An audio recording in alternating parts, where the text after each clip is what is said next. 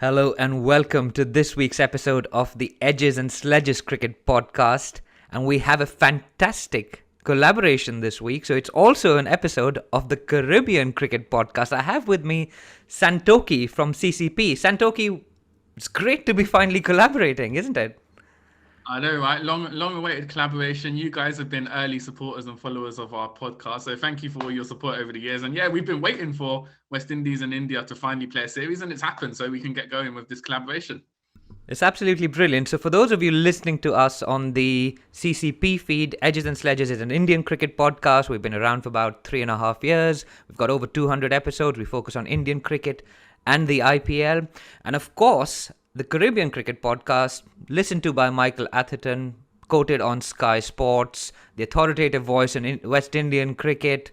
The CPL has tied up with them. They are in a deal with the Cricketer magazine at the moment. Have I missed anything at the moment, Santokie? That's it. Thank you for making us sound like a legitimate and more serious product than we actually are. No, but it's great. In a way, we've got a lot of parallels between our podcasts because we both live outside the countries that we support. So I live in London. My co-podcasters live in Singapore and the United States, and we talk about Indian cricket. And you and Mash, who's your co-host, live in London, right? And you talk about West Indian cricket. So it's almost like you have a more objective view of the game when you aren't surrounded by the madness in a way, right?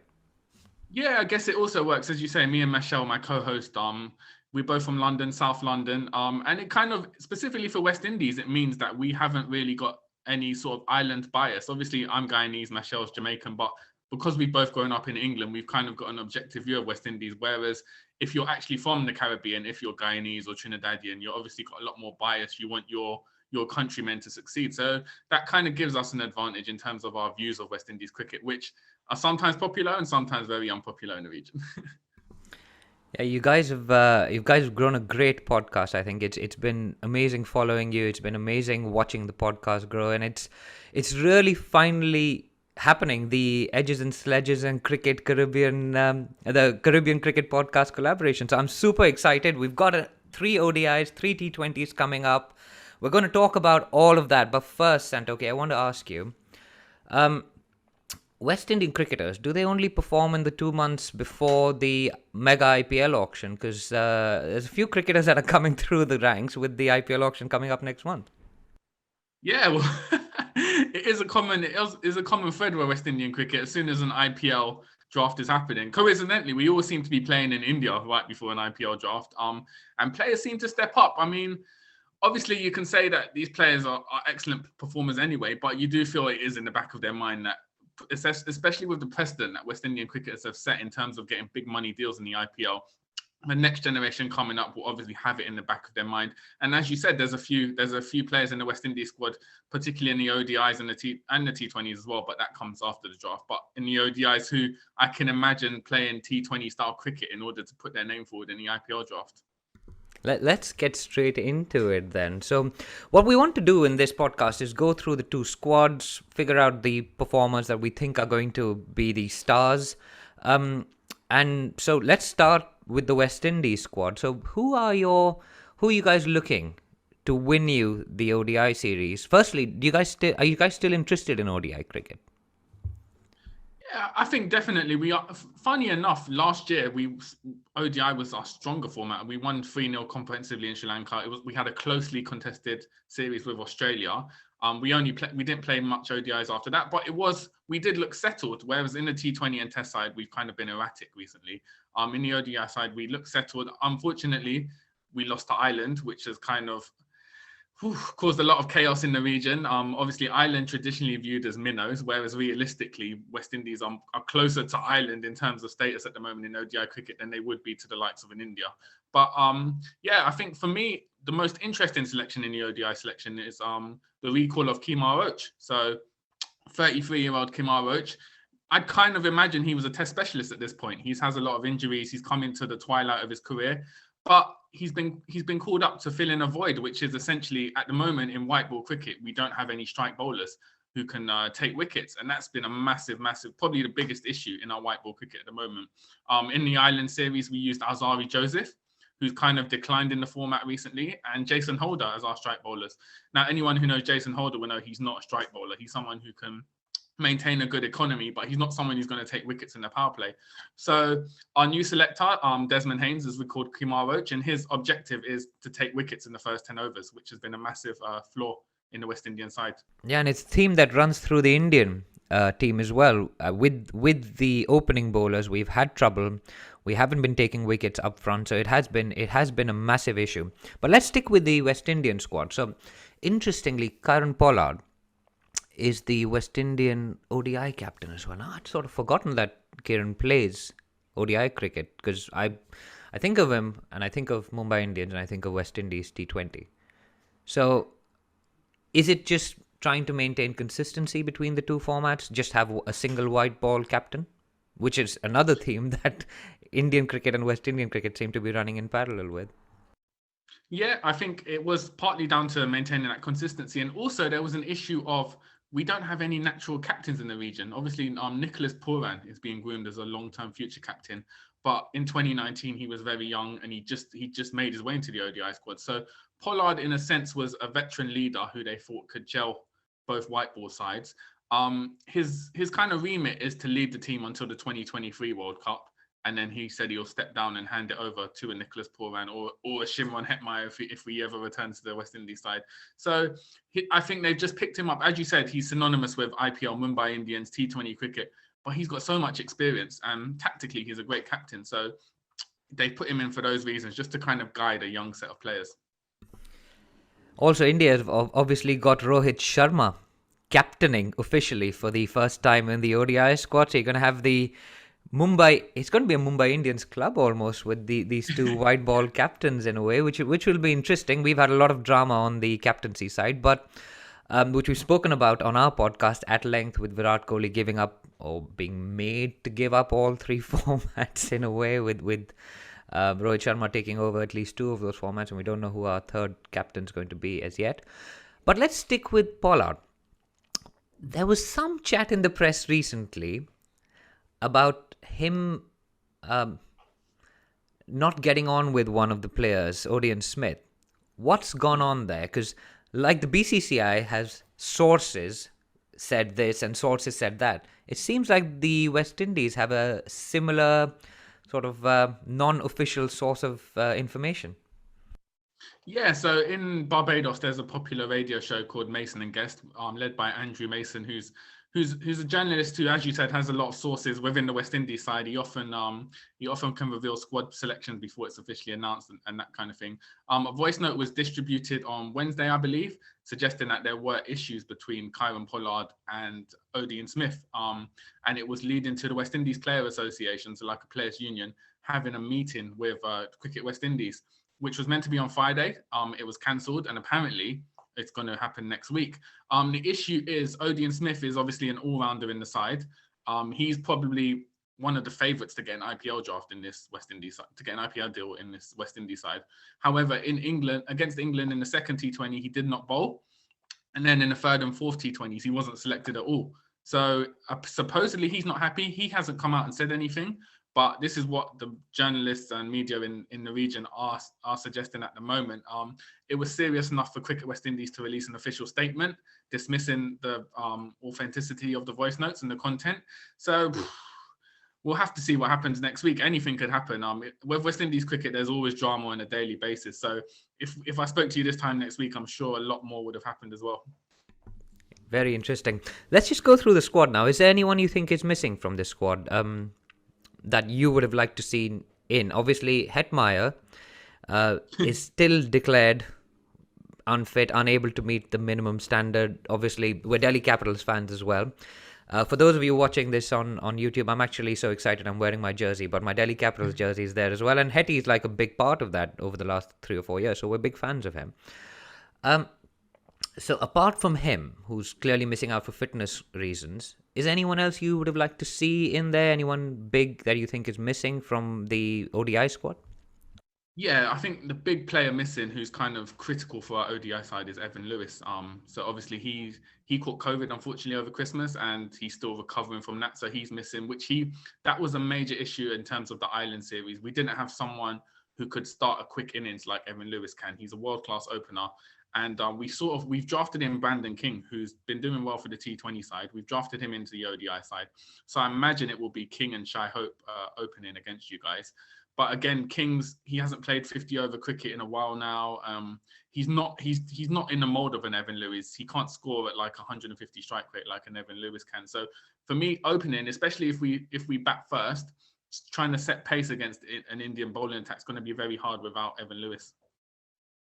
Another Mumbai Indians play. It does seem like a bit of a reunion, doesn't it? They may just stay back for the IPL. But talk me through the order that you think you're going to have. You're going to have. It sounds like you're going to have King and Hope opening the batting, and we know those guys.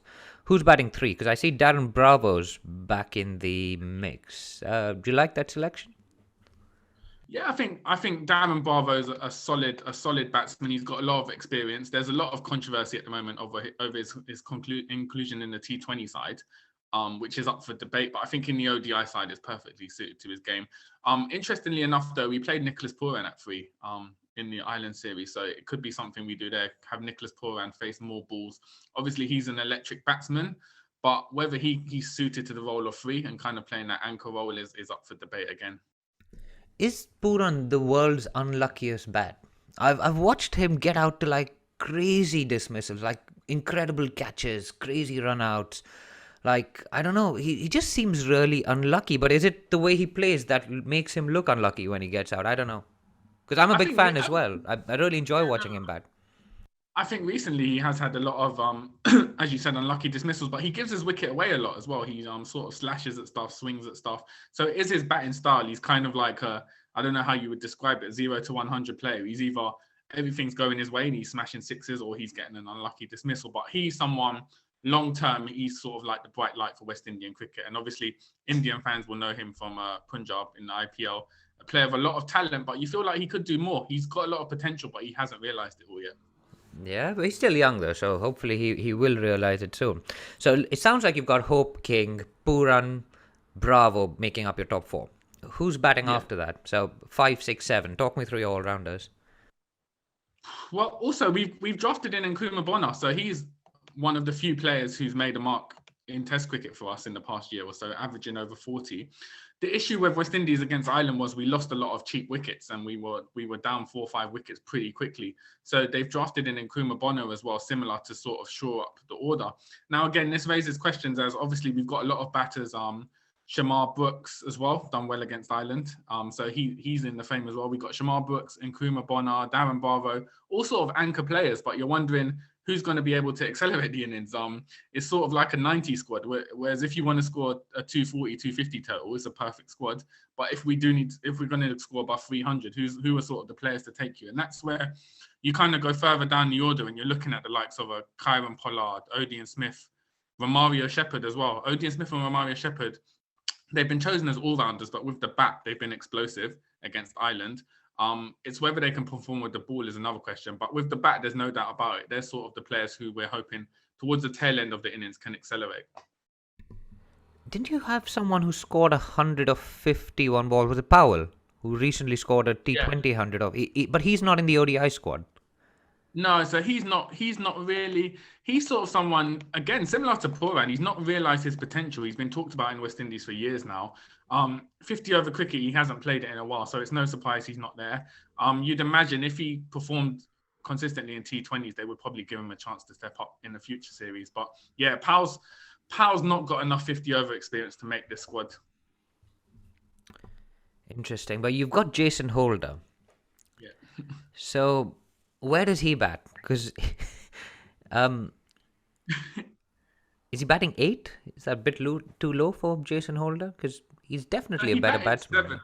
Bat 7. Yeah, he batted he batted at 7 in Island series. But the problem is, if he's going to open the bowl in the power play as well, it's kind of tough for him to bat higher up as well and kind of put that pressure on him. Yeah. But he's publicly said he would like to bat higher. We know he's a quality batsman. But I just think, especially if they're going to use him with Kimar Roach in the power play, then they won't have him bat higher than 6. So I imagine he's. So it sounds like you've got Bonner at 5, you've got Pollard at 6. Yeah. Who's batting 7 for you guys? So it would be. I'd imagine it would be Holder. depending on hold a bat 7. Okay. yeah. And then who follows after that? The bowling all rounders You'd and have the Mario bowlers. Shepherd, Odin Smith, Akil Hussain would obviously come in. We saw him against England hit 28 off the final over of Mahmood. Yeah. He's someone he's got first class 100. He's sort of similar to an Adil Rashid. He's a spinner who can actually bat as well. Right, and we've seen no game for Alzari Joseph in that case. You think?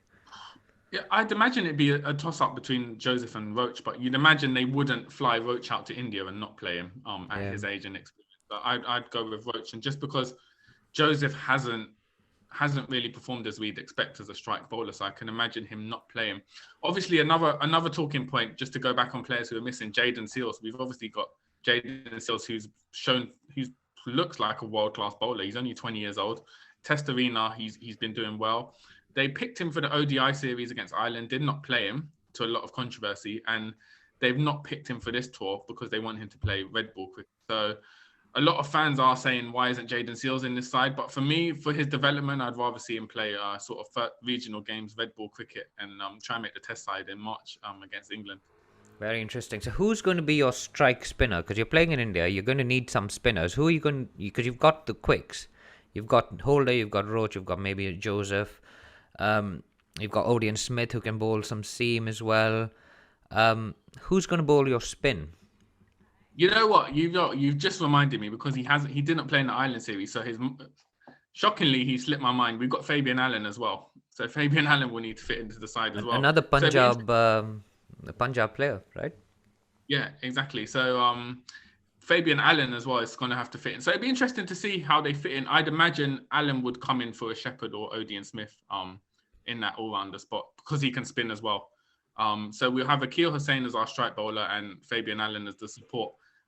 In terms of Roston Chase hasn't been picked. So he was someone who's done well in India in the past, but he's been abysmal with the bat for the past 2 years. So it's about time he's been dropped, which is a shame, because he's someone who can bat and can handily spin, but he just hasn't been performing with the bat. So Fabian Allen's going to be crucial as well, not only as a finisher, but for his spin, left arm spin. And I'm sure that'll put Odin Smith in a great mood again, being dropped for someone else. But so that's the ODI squad. I mean, maybe we should chat quickly about the Indian ODI squad as well, because Ashwin's missing out. We've dropped Venkatesh Iyer from the team that played the last set of ODIs against South Africa.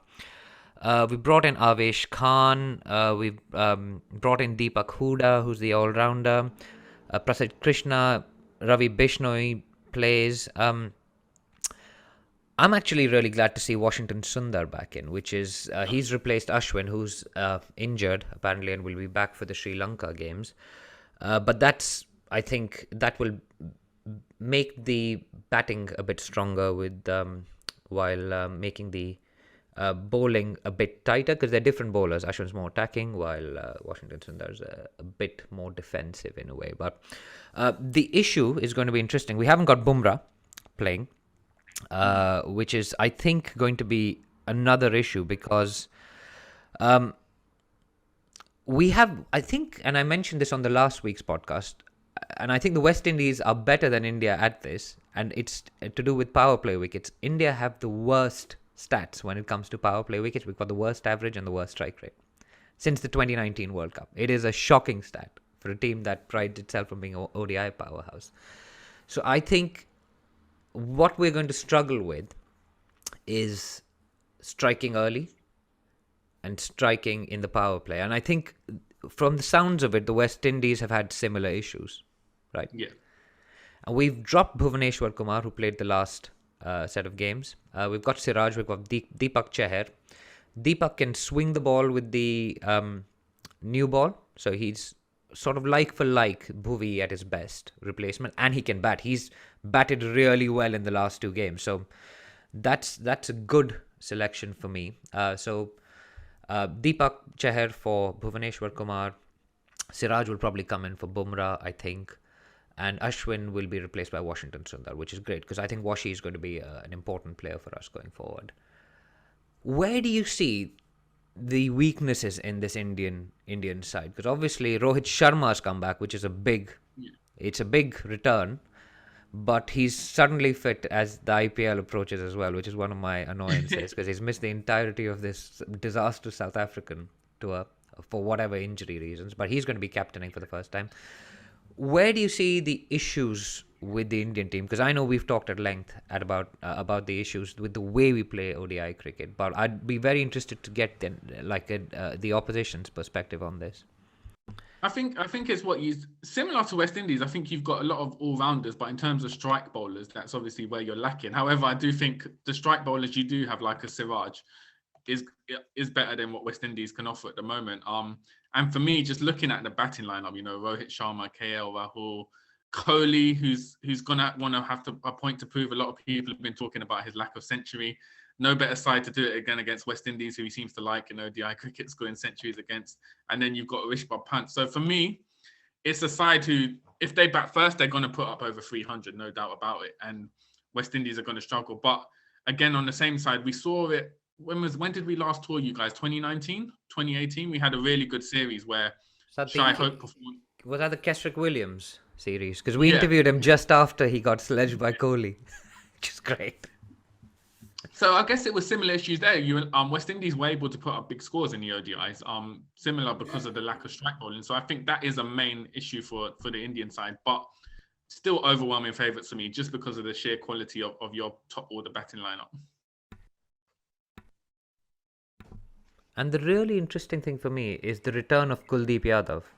Because he's come back, his numbers don't bear it out, but he's come back with to bring that wrist spin in, which is, it's quite fascinating for me that we've chosen to bring him back, and he's been low on confidence. He hasn't taken wickets. So I'd be very interested to see how he goes. Ravi Bishnoi, another Punjab player, an under-19 star from the last World Cup. He's come back in. He's made his way into the squad, which is, it's incredible. We've got Sky as well. So how do you think these two teams are going to deploy all these players? So one of the issues with Indian fans and Indian cricket is that we want to win every game. And I think you guys mentioned this on your Twitter feed as well, that it's not a case, we don't use these games, these meaningless bilateral series, which frankly they are. There's no point, there's no real context to these series. It's one to give people more cricket, which is always welcome. But the other thing, what it should be used for is to work out which players you want to use for these marquee tournaments. So what do you think do you think these players we're going to use the entirety of the squads, or are we going to try and put the best 11s out to play? You know what? I think that's one slight advantage West Indies have, because obviously the ODIs count towards the ODI Super League, the World Cup, and obviously India have already qualified as hosts. So for you guys, it's meaningless. Essentially, you can experiment. For West Indies, it's convenient. Yeah, it's essentially a meaningless bilateral. For West Indies, we don't want to go through qualifiers, but we probably will. But we're going to try and have to win this series 3-0. So we're going to have to put our best lineup up, and there is a lot at stake. But sadly, as well, with the economics of the game, you'd imagine more importantly for the players, as you said at the top of the show, the IPL draft is coming up. So these players, the best players are going to get into the squad and perform well. It wouldn't surprise me if we see the likes of Fabian Allen, Romario Shepherd, Odin Smith go completely berserk with the bat and play a T20 gun innings with an IPL draft on their minds. So there's a lot of important factors for West Indian players going into the side. I don't know if the same motivation is going to be there for India.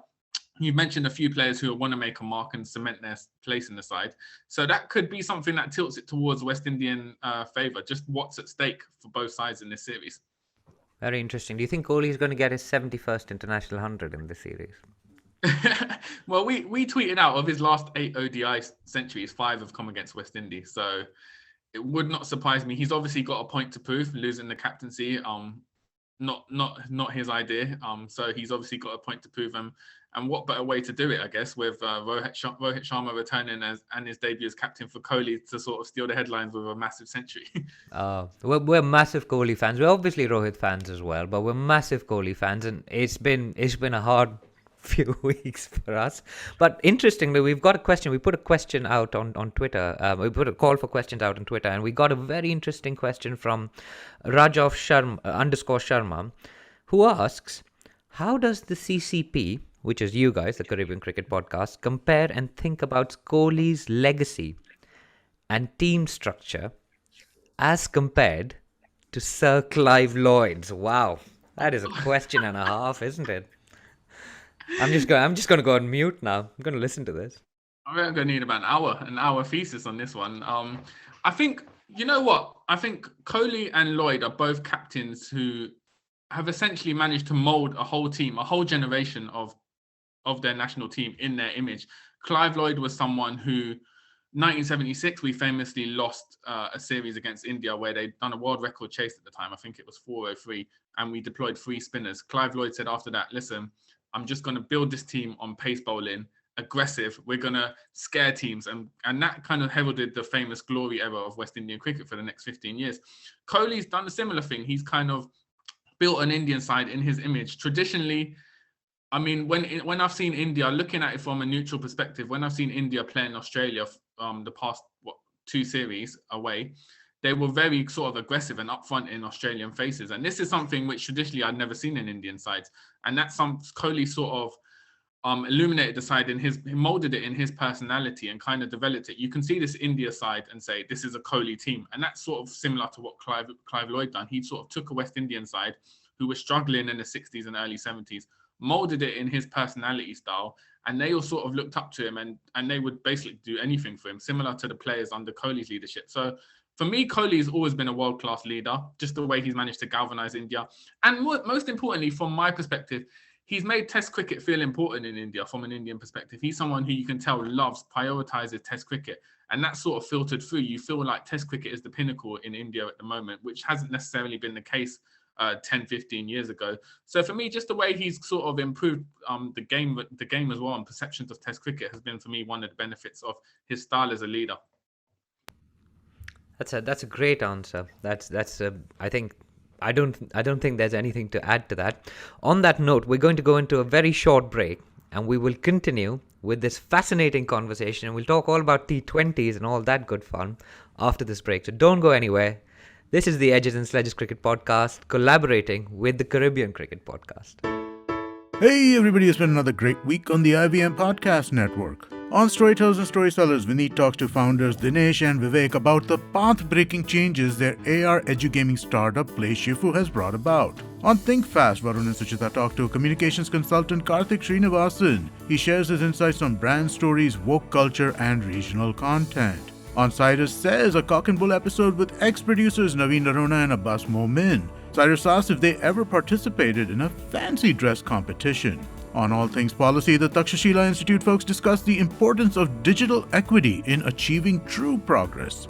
And on Probation Se Promotion Tak, Abhinav gives us tips to be mindful of before seeking a mentor. Also, just one quick announcement for everybody. Would like you to check out the new version of our Android app. It's available on the Play Store. It's a really interesting take on how to listen to podcasts. Do give it a look and let us know what you think. We're open to feedback on all of our social media channels. We're IVM Podcasts on Twitter, Facebook, Instagram, and LinkedIn. Also, do remember, if you're enjoying this show or any of our other shows for that matter, please do tell a friend. Word of mouth really does help. And don't forget to rate us on any of the platforms you're listening to us on. And you can also check us out on YouTube. And we have a number of channels there at ivmpodcast.com/YouTube where you can take a look at them. And finally, we'd like to thank our sponsors this week, Bank of Baroda and CoinSwitch Kuber. Thank you so much for making this possible.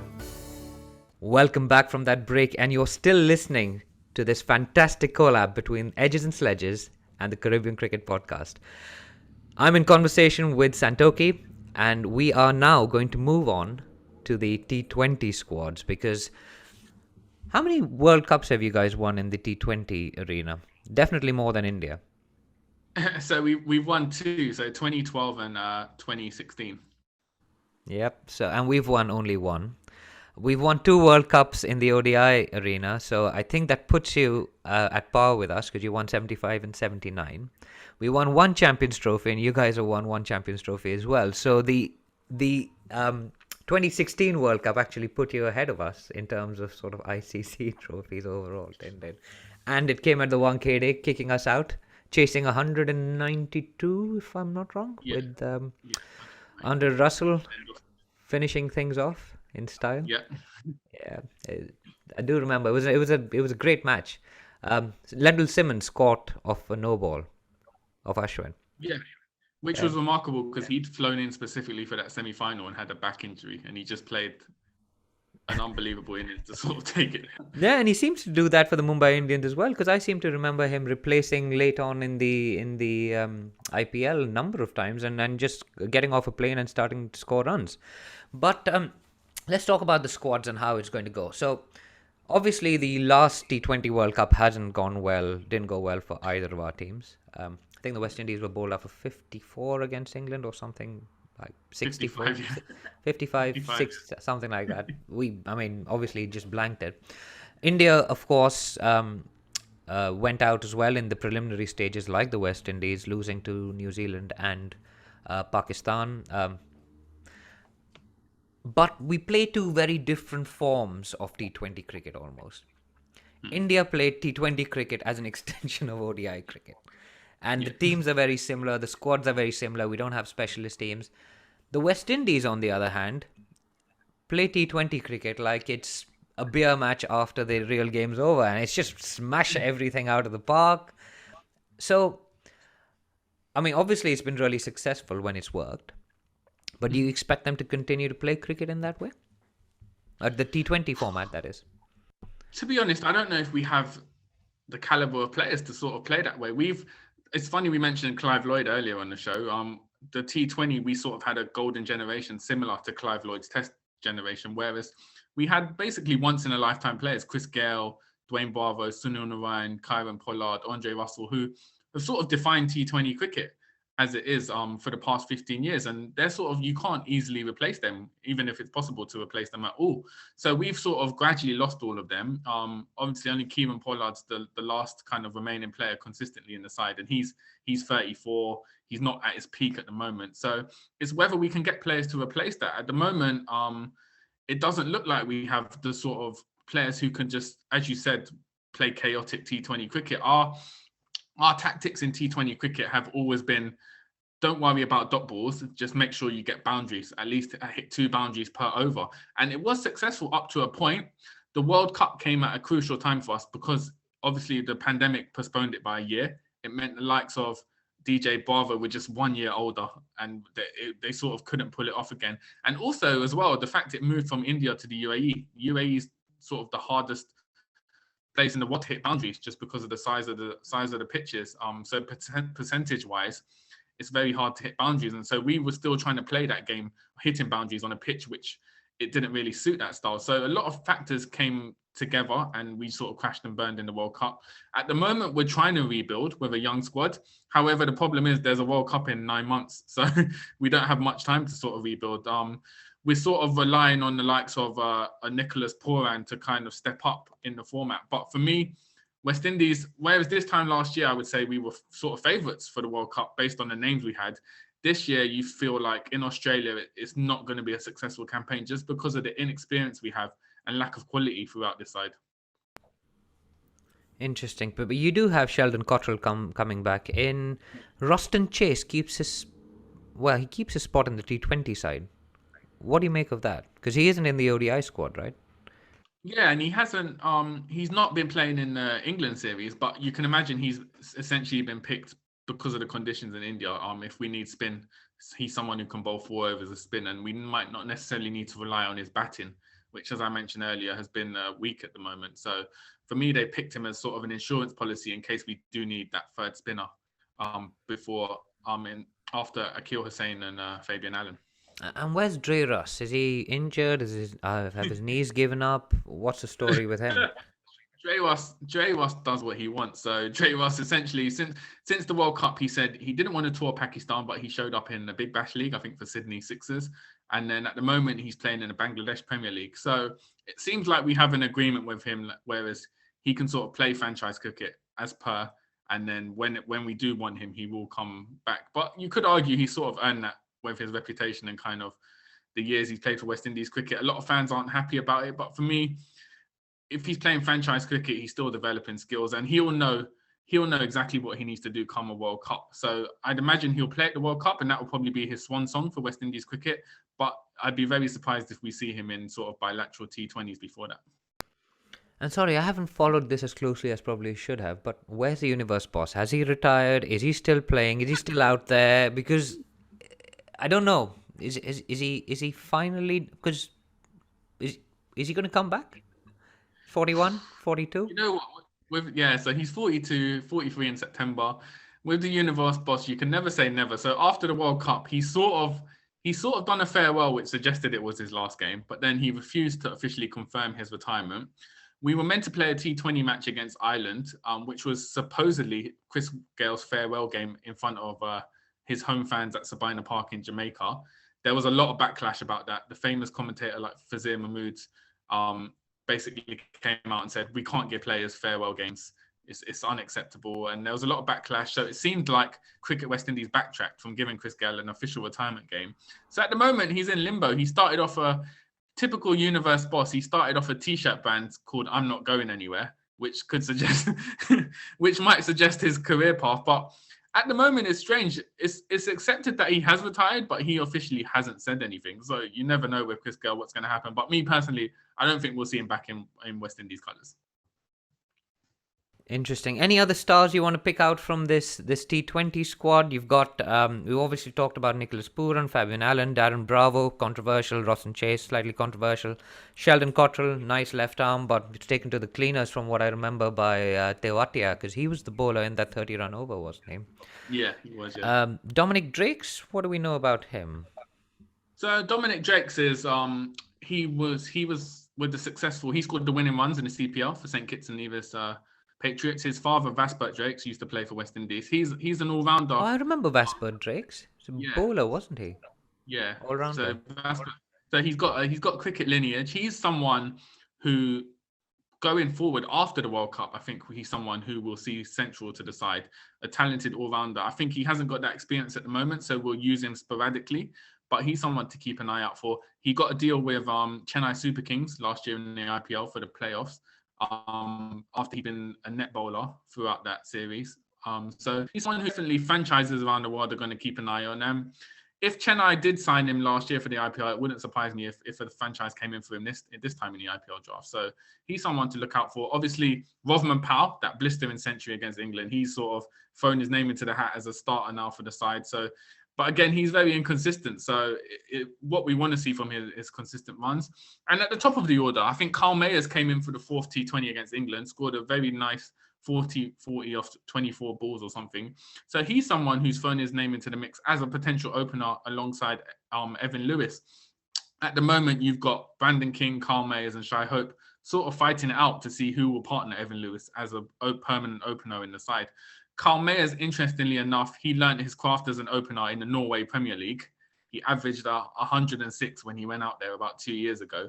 And he sort of said he learned a lot about opening over there, despite the quality. So he's someone who's taken an unorthodox route, but he's sort of made his way now. And you can imagine after his performance against England, he will open against India alongside Brandon King.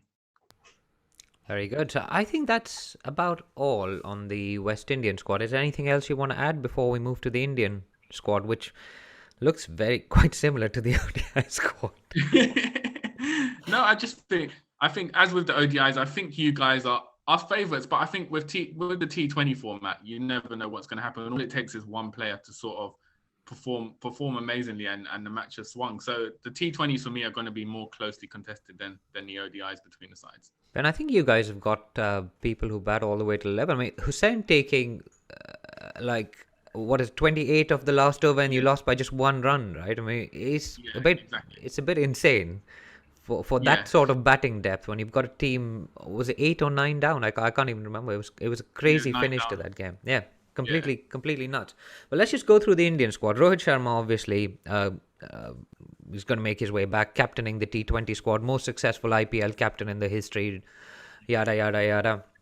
KL Rahul, vice captain, coming off some he's been criticised quite a lot for his handling of the ODI captaincy in South Africa, unfairly in our opinion, I think, because he wasn't expecting to do any of that when he probably got picked.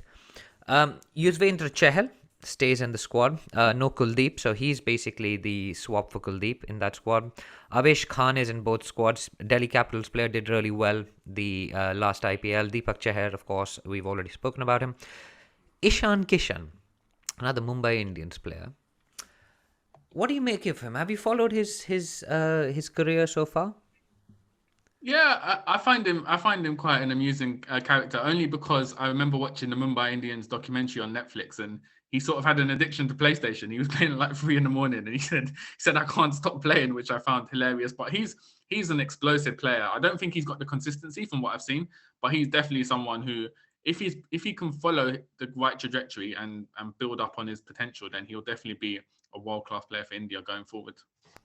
Absolutely, and he plays more in sort of the West Indian, old West Indian style, probably influenced by by Kyron Pollard at the Mumbai Indians, telling him go out and have some fun, or Evan Lewis, who used to play for the Mumbai Indians back in the day. In that documentary as well, I think he was part of the Mumbai Indians.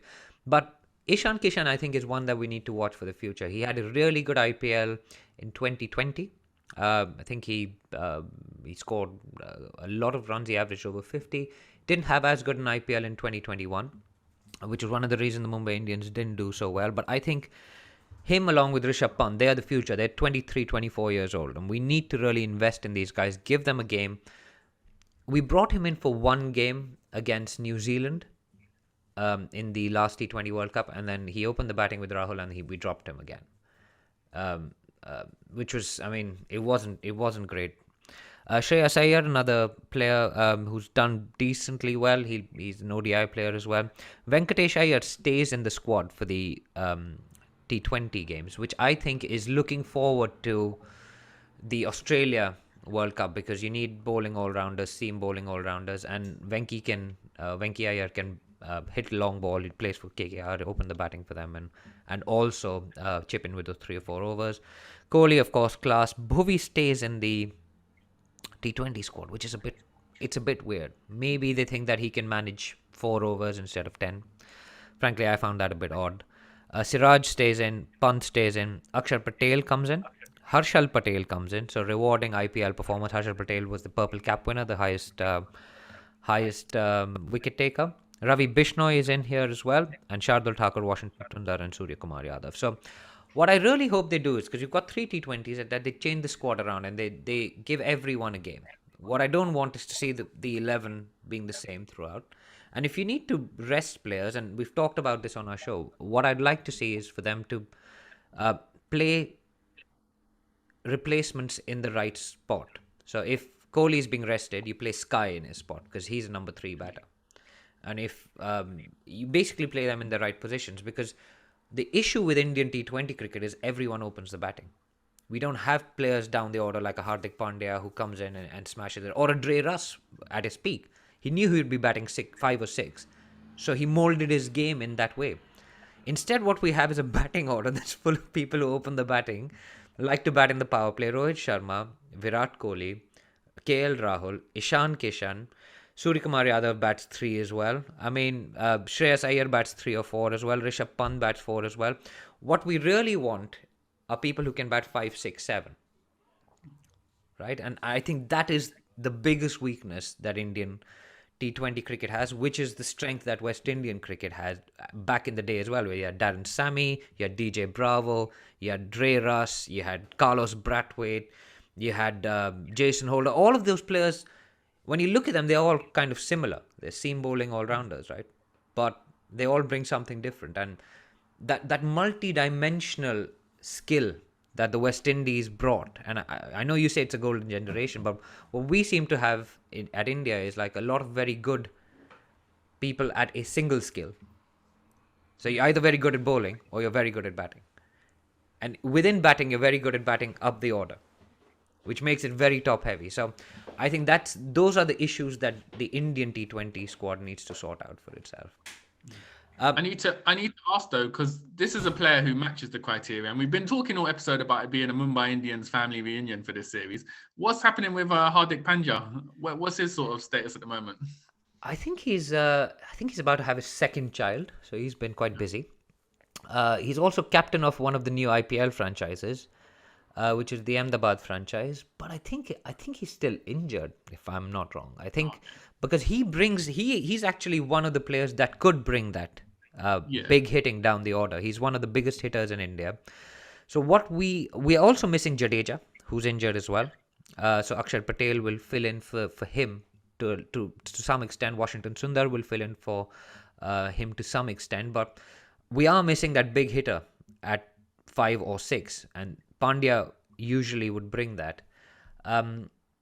We've got a World Cup coming up, and he hasn't actually played for quite a long time, so he'll need to have a very good IPL for us to really judge him. So.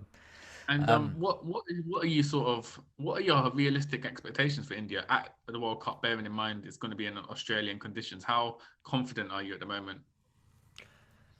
There's two ways of looking at that World Cup, and ever since I think it was meant to be 2020, right? So ever since like 2018, 2019, we've been trying to figure out whether it's better to fill your team with people who can run well between the wickets and minimize the number of dot balls, or hit big and clear those massive boundaries. And I think what you need is a mix, right? I know it's a cop-out answer, but what you probably need is a mix of those two types of players. A Kohli or a Dhoni back in the day who could rotate the strike quickly, run really quick between the wickets, convert ones into twos into threes. And you also need the Rishabh Pants of the world to be able to clear those massive boundaries. Rishabh Pants, the Hardik Pandya, Shreyas Iyer is a big hitter. Rohit Sharma is probably one of our biggest hitters in India. So realistically, I mean, the issue with T20 cricket is like you can make all the predictions you want, but once the tournament actually starts, everything goes out of the window. Yeah, literally, like West Indies and India were one of the biggest favourites when the tournament started last time around, and we ended up with both of the teams going out of the World Cup in the preliminary rounds. And who made the semi-finals and the finals? I mean, Pakistan, okay, they could blow hot and cold any day. yeah. England was probably fancy, but they went out. Australia, who have no clue about T20 cricket and have been useless at it for years, win the whole thing. And they played New Zealand, who, like, their best T20 batter, Martin Guptill, doesn't even get a gig in the biggest T20 league in the world. So it's all, I think it's about momentum. I think it's a lot about feel. And I think the first World Cup showed us that with MS Dhoni bowling Joginder Sharma in that last over against Pakistan, which is, you need a lot of luck. You need to have a feel for the game. You need momentum on your side. And you just need to play well for those 2.5 weeks. Yeah, I think you referenced it well. Obviously, when you guys won it, 2007, it was sort of by accident you won it because it was essentially just trying out Dhoni as a captain with a reserve squad. So it's funny how these tournament works. And obviously, I mentioned West Indies cricket. We've lost the likes of Gale and Barber at the last World Cup. Do you think this World Cup is going to be a swan song for Virat Kohli? Well, he hasn't had a single trophy as captain, but he has a couple of trophies as player.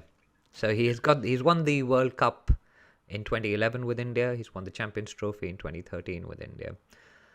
He's won the Under-19 World Cup as captain, I think 2007, 2008. But maybe it frees him up. What I'd like to see is for Virat Kohli to come back and become the great batsman that he is. I was actually watching the documentary Shane on Amazon Prime. It's about Shane Warne and the issues he went through and like his highs and lows. And he talked about, and someone, I'm trying to think who it was. Shoaib Akhtar recently said that Virat Kohli, if I was Virat Kohli, I wouldn't have gotten married. It's distracted him from his cricket and all of that stuff, which it's just nonsense, like when you think about it. But Shane Warne actually says that his family took a backseat in his pursuit for greatness. And I don't think Kohli is willing to make that sacrifice. So, although it's nonsense to say you shouldn't get married and have children or whatever, I mean, lots of very successful players got married and had children and went on to have, I mean, Sachin scored 100 hundreds, right? So, I think that's nonsense that come from Shoaib. But I think Kohli, I would just love to see him go back to being the batsman that he was. And for that, I think he needs to become a bit more selfish. He's extremely focused, obviously, but I'd love to see him just go back and forget about all the external noise. Forget about the 71 and all of that stuff. I just want him to enjoy his cricket again. And we saw when Sachin was relieved of the captaincy in, I think it was 96, 97, he was captain. He went through to tour to the West Indies, where I think we were all out for 81 at it was Jamaica, I think, or Barbados, one of the two. We were all out for 81, and he sat down and cried as captain. We're chasing 121. And so, obviously, captaincy takes more out of great players than we think. And it's taken its toll on him. He's been removed in an unceremonious way. The questions over his... Let's make no mistake. There are questions over his spot in this T20 side. Because while he was captain, he was unquestionable because he would have to play. Yeah. But it's arguable whether he brings as much to the T20 side as just a batter. Let's not forget, he was man of the tournament in 2014 and 2016 for his runs. He didn't do well in 2021, which was the next World Cup. So I would like to see, I know, long story short, I would love to see him just go back to scoring lots of runs, enjoying his cricket. He's 33. He's got a lot of runs ahead of him. And it would shut down the noise around it. And it would help Rohit do well in his captaincy, because frankly, Rohit doesn't want to be in a position where he has to drop Virat Kohli. Yeah, of course. Because that will be dramatic, it'll be political, it will descend. It's already a mess right now. Yeah. It's a mess. And it will be even worse. Because Kohli gave up the T20 captaincy voluntarily. The ODI captaincy was taken from him. He did not want to give that up. He wanted to lead India into the 2023 World Cup, but it was taken from him. And then he gave up the Test captaincy, possibly because he thought, well, what's the point? I've been left as a single format captain, which I didn't want to do. I want to go back and score those runs. So for me, the first step for Kohli is to score those runs. I don't think he cares as much about the T20 World Cup in a way, which is why he gave up the captaincy. I think he really wants to win that 2023 ODI World Cup, which is at home.